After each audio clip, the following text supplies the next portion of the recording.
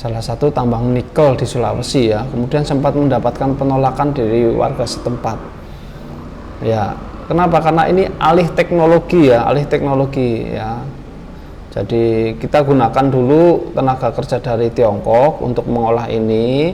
Nanti ada transfer ilmu baru kita kombinasikan dengan tenaga lokal ya. Nah, itu dia untuk kerjasama ini supaya kita juga bisa mengolah tersebut ya, mengolah nikel tersebut oleh tenaga lokal ya. Ada juga di Pulau Halmahera di sini ya, nikel ini ya. Nah, kita bersyukur sekali nikel kita cukup banyak. Ini di Papua juga ada ini ya. Kita bersyukur sekali ya. Nah, oke.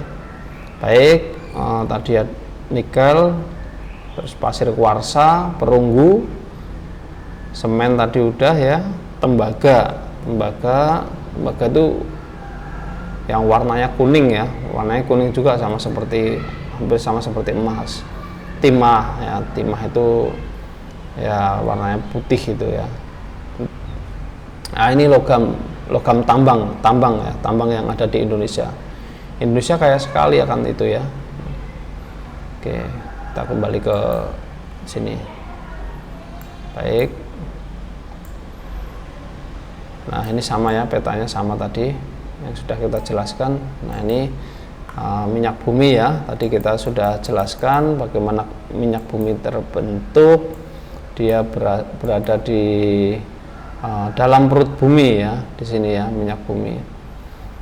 Nah, kalau pengolahannya ada di kilang-kilang minyak, ada di Cilacap, di Cepu ya, di Balongan, kemudian di Paiton, Jawa Timur. Nah, itu kilang-kilang minyak yang ada di Indonesia, ya. Nah, ini minyak bumi pengukurannya ya. Nah, ini cadangan minyak bumi Indonesia itu dulu pernah menjadi yang cukup besar ya. Karena dieksplorasi terus tentunya menjadi berkurang. Nah, ini daerahnya ya. Daerahnya tadi kita sudah lihat di peta tadi ya. Lanjut aja. Batu bara ya. Ini batu bara digunakan untuk pembangkit listrik. Ya, ada plus ada minus. Plusnya apa? Ya, kita menikmati listrik semua yang berupa listrik itu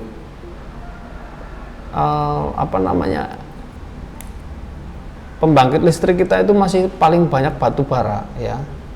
Minusnya apa? Ini kan batu bara kalau dibakar karbon dioksidanya cukup tinggi ya, asapnya cukup tinggi, maka kalau bisa ya digantikan dengan energi lain, misalnya panas bumi. Listrik itu kita ganti dari panas bumi ataupun dari sumber-sumber apa yang lain ya. Nah, itu lebih ramah lingkungan ya. Ini batu bara ya. Terus kita lanjut bauksit ya. Bauksit untuk aluminium ya, penghasil aluminium. Jendela-jendela kita itu banyak dari aluminium. Ini ya. Pasir besi itu untuk membuat biji besi ya, untuk terbuat dari biji besi. Pasir besi untuk menggunakan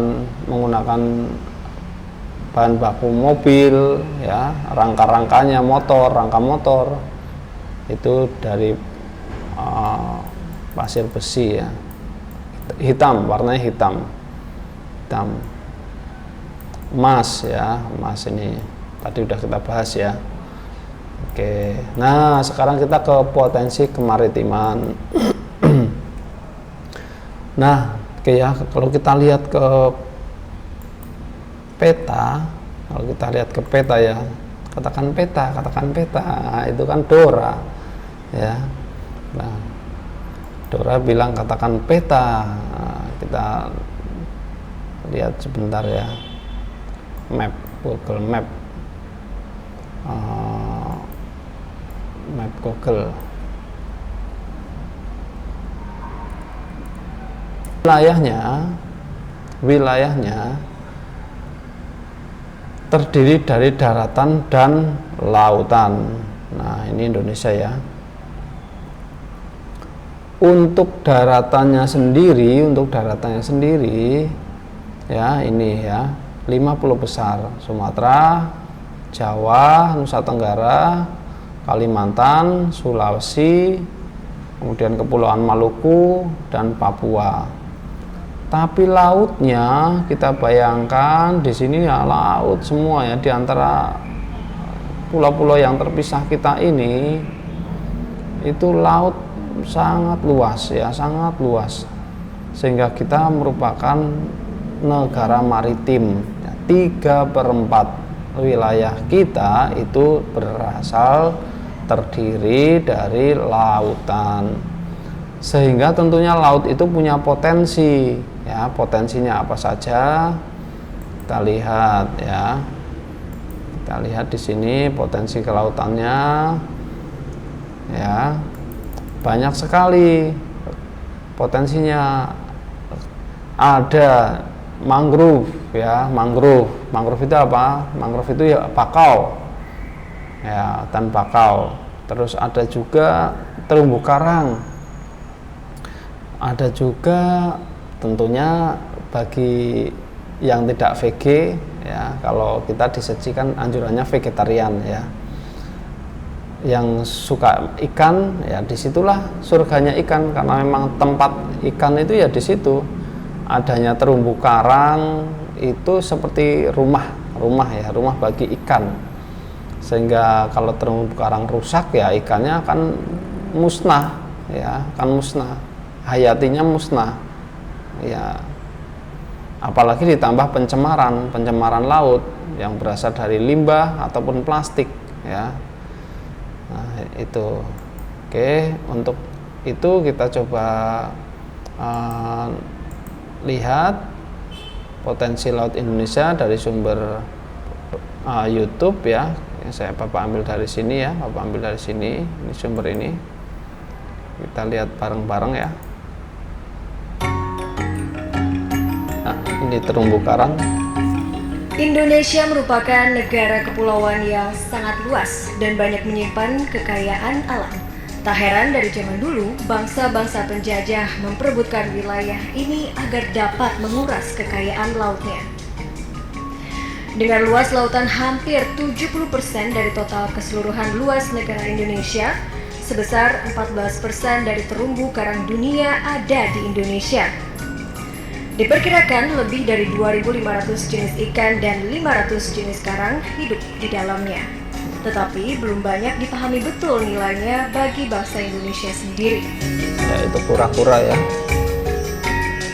Masih berbicara soal angka, Laut Indonesia juga memiliki 6 spesies penyu dari 7 spesies di dunia. Tak lupa distribusi ular lautnya yang mencapai 33 spesies dari 50 spesies yang ada di dunia. Dan letaknya yang strategis menjadi koridor penting bagi migrasi ikan paus. Terumbu karang. Tak hanya kekayaan sumber daya ikannya, terumbu karang di Indonesia pun termasuk ke dalam wilayah Triangle Coral Reef, sehingga menjadi pusat keanekaragaman hayati laut terkaya di dunia dan menjadi lokasi berkembang biaknya ribuan spesies laut di perairan Nusantara. Hanya besar sekali. Jangan lupakan juga fungsi dari perairan laut Indonesia ini. Laut Indonesia yang luas ternyata mampu menyerap sekitar 44% dari seluruh jumlah karbon dioksida di atmosfer. Bagaimana caranya? Di laut ada sebuah sistem rantai makanan yang berfungsi sebagai penyerap karbon. Awal dari sistem rantai makanan itu adalah fitoplankton atau alga yang membutuhkan karbon dari gas karbon dioksida untuk fotosintesis. Karbon itu mereka serap dari atmosfer untuk tetap hidup. Ia lalu menjadi makanan bagi ikan-ikan, dan ikan adalah makanan bagi manusia. Nah, dengan kemampuan laut menyerap karbon dioksida inilah terjamin pula kelangsungan kehidupan di laut. Jadi semakin jelas bukan pentingnya memelihara kelestarian laut Indonesia? Nah, itu mulai dari tidak membuang sampah atau limbah, melindungi hewan-hewan laut, melarang penangkapan ikan dengan alat yang berbahaya.